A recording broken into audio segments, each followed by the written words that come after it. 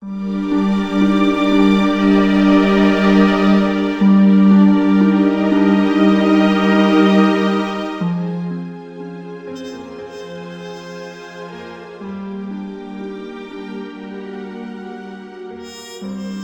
nnyo okujjawo ne ku bantu ab'enjawulo kye balowooza olw'emikisa egimu egiweebwa abeeru bw'ogeraageranya ne ku baddugavu naye nga ddala abeeru be balungi. Kisuubira mbu nno kibaamu omukisa kubanga osanga omweru era nga mubi nga tasikiriza oba nga alabika bubi so n'osanga omuddugavu naye nga ate alabika bulungi. Yaani omukazi omweru asikiriza nnyo obulungi bwe bwonna buvaayo. Ate nze sikola muntu kukolera muntu kyayagala. Nze omwami wange yansanga ku kkala gye ndiko era gyakyanjagalirako. Ate newaba mubi mu face naye nga mweru abantu bagamba nti omukazi mulungi kuba mukyala w'omweru. Wakatakitaki yali badde mukazi mulungi naye abulira mu kkala. Bwena mmala mutunuulira nnyo n'ogamba kkala yo yakatakkitaki kammale gagenda n'ono naye owa bbulaaka newaba mukazi mulungi noemba nsigadde nzekka mu ddoni esobola mutwala kuba kkala yebeera etiisa. Abasajja bawooza mbagala abakazi abeeru kikugasa ki gwe omukazi munange alaba right now kikugasa ki okubeera omweru ebitundu kana akagalo kafaanana kirala bw'okafunya bw'oti kafaanana kirala jangu ku maviivi ofaanana bulala obeeranga kagonja because kagonja bakookya wano ne kasiriirako wano ne katasi obeeranga gonja atayidde so nga ate olina nakyoyo olina beauty yo mukama gye yakuwa.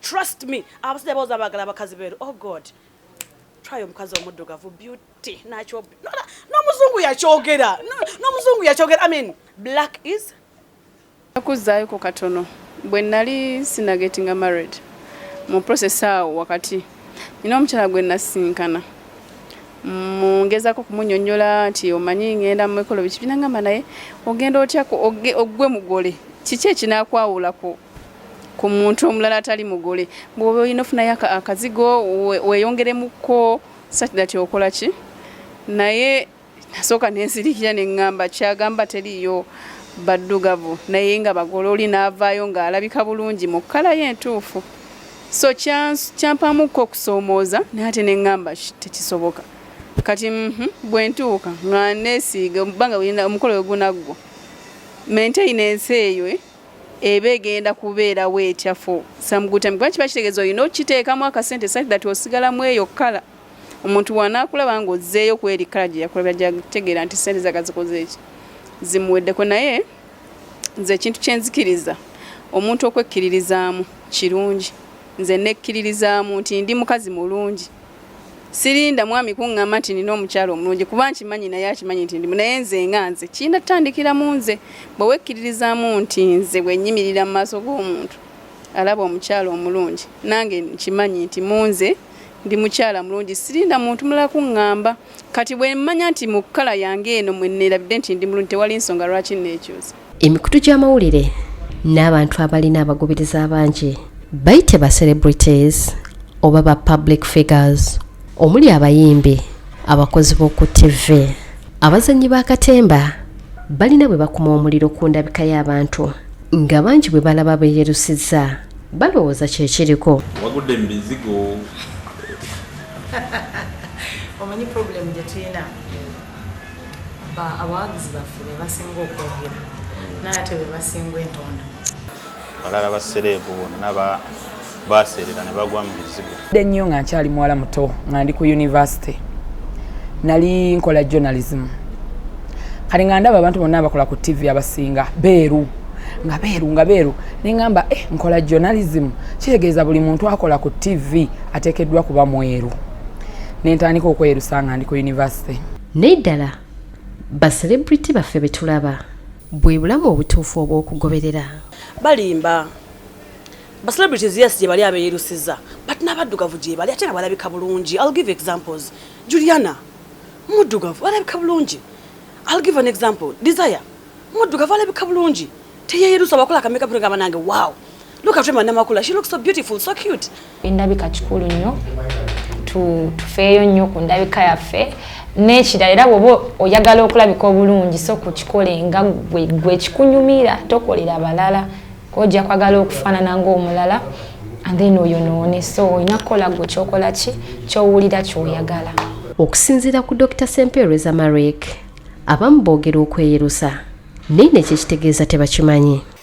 Okweyerusa kwe kukyusa kkala gye tuyita kkala tone, nti omuntu abadde muddugavu mukko n'afuuka mukko omweruko n'abanga anoonya byakozesa n'abisiga n'abiteeka ku mubiri gwe n'abisigako oba n'abirya oba n'abinywa n'akyuka mu kkala. Lightening, bleaching byonna bye bimu. Agamba nti abamu banyumirwa bunyumiza okwesiiga ebizigo naye omanyi ekiddala ky'oba okola. N'amaaso nga neerusa nga nninamu ekirowoozo tikirabika omuntu omweru ye mulungi era nalemera ku kizigo nennemera ku kizigo naye ng'olususu lugendako ebika by'ebizigo nga 5.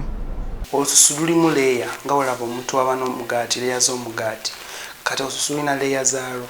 Kati okozesa ebintu ebikyamu ebyerusa bijjako leeya oba mbuyite buubi oba leeya ku skiini neba ng'efuuka ntono nnyo era omuntu omulaba ng'alinga akaveera ng'osulufuse ng'akaveera n'emisuwa ogiraba. Buli lwe wojjako olususu olumu ku mubiri gwo by'obeera oyolekedde obeera obimanyi.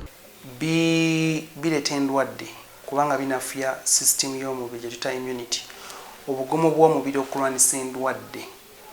Olususu yeringa barracks esooka ekuma omubiri obuko obutayingira. Kati bakozesa ebintu ebyo n'ebirimu biziyiza binafuya ability y'abajaasi ku lususu okulwanisa ki endwadde.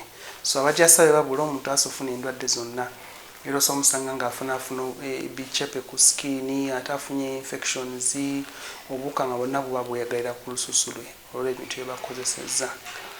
Abalala bafuna mu skiini ate okukaluba ne kaluba nnyo naddala nga ku magumba wano ku face bayita n'amakula. Ate ezo ziba permanent, meaning tetusobola naffe zijjanjaba, ziba nzibu nnyo okujjanjaba. Ne kati omuntu alina obwongo realistically omize osobola okukyusa kkala, tofuddeeyo nti obutaffaali bwange embutta, tofuddeeyo nti omusaayi gw'ogutta. Omuntu akozesa ebintu ebyo bakubye eddagala munda mu musaayi, bino bigenda kukyankalanya system y'ofunemu kansa w'omusaayi, kansa w'oku lususu. Ate era omuntu ali mu ngeri eyo ey'okweyerusa singa ofuna obuzibu bwonna oba n'omira eddagala erikwokya skin neyonooneka, repair is a problem. Singa ofuna accident ng'obadde weeyerusa, it is a problem. Oyinza okulemererwa okuwona. Biki ddala ebibeera mu bizigo bino ebituuka okujja ku lususu lw'omuntu? Era nti birimu chemicals ezikola ebyo byonna byonna ebikyamu. Hydroquinone oba gye bayita hydroquinone badde bagikozesa mu bukyamu erabikidde okuba ng'eyitamu ku kansa mu ngeri endezimu. Hydroquinone eyita okukaluba ennyo mu bitundu ebirala. Then endala bakozesa mercury gye tuyita mercury. Ebizigo ebirimu mercury ye butwa bumanyiddwa ng'obutwa. Kati bwe babikozesa ku lususu biyitamu olususu ne biyingira mu mubiri ne bireeta poisoning omuntu n'aba ng'alina risk y'okufuna kansa. Dr. Sempereza agamba nti okujjanjaba eyeeyerusa kizibu nga n'olwekyo osaanidde okukozesa ebizigo bino ng'okimanyi. Tufuna nnyo abalwadde bwe batyo ng'akikooye. Ekisooka kubabuulirira kubanga kizibu buli waabivaako ebizigo oba n'engeri gye babikolamu nti buli waabivaako ayonooneka. Kati omubuulirira ne tumugamba nti sooka omanye nti skin egenda kukola ki kufuukuuka yekyawe kubanga biri eddagala liri libadde ligikuuma tuliggyeeko. Abantu abasinga bwe beeyerusaamu ate bwe babivaako baddugala nnyo ekibaleetera okutya okuva ku bizigo bino naye ng'omusawo abagamba nti buli kimu kijja n'omutango. Eddagala liba lyakyusa nnyo olususu nga teoli nakyo nga bwe lulina kubeera.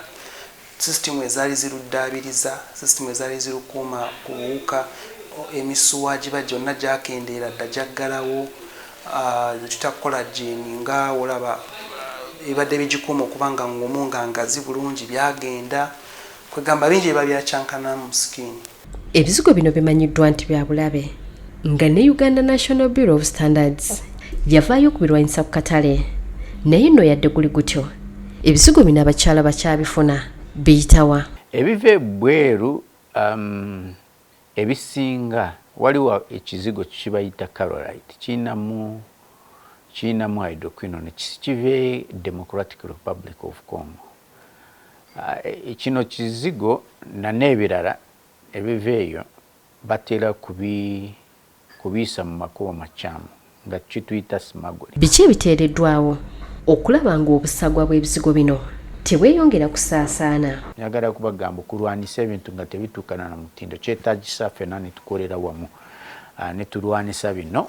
Gwoba osanze waliwo omuntu atunda ekizigo nga tekituuka ku mutindo tubuulire nga kirimu hydroquinone, tukubire ku namba yaffe etali ya kusasula 0800 ffe ngamba ekitongole kijja kugenda mu maaso tunoonyereze ate abantu tubakwate tubakube mu mbuga z'amateeka. Yadde twagala nnyo obulungi nga tweyerusa naye terikyawandiikibwa nti omuddugavu oba asigala ku kkala ye tabeera mulungi, nga n'olwekyo wandikoze bino okunyirira naye nga tokyusizza langi ya lususu lwo. Asobola okuba nga akozesa product eziri organic. Oteekwa okulya obulungi, oteekwa okulya ku bibala, oteekwa okulya ku juice. Ffe bwe twali nga mu secondary nga batugamba omuntu kasita yeeyerusa n'amala agwa ku accident bayinza onnoonya emisuwa gye gino okumutunga nga tebagirabako. Chances z'okufuna obuzibu nga weerusizza chemicals z'oteeka ku mubiri gwo, kansa gw'otamanyi na muwendo.